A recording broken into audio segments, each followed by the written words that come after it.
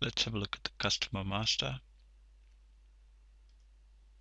So you've got customer group, salesperson, physical address, postal address, credit limits, discounts.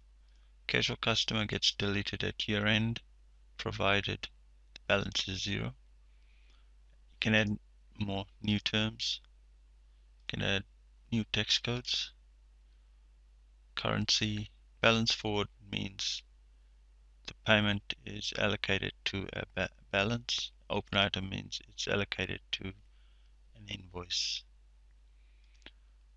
Override text is used to override the item text so that whatever text code is used, mainly used for export customers, so you'll have 0 rated and that'll override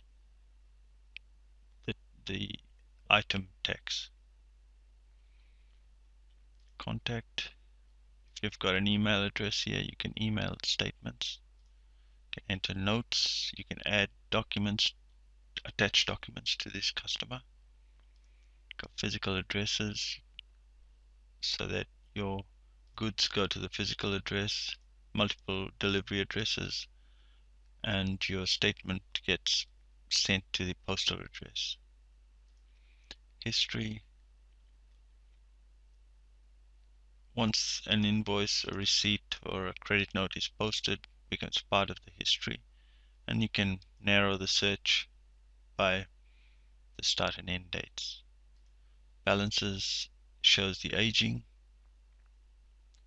Transaction shows what would appear on a statement cut as of now.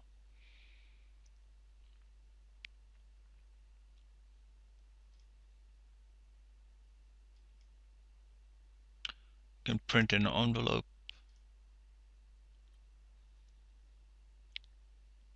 If you're printing the statement, you can print envelopes for your customers.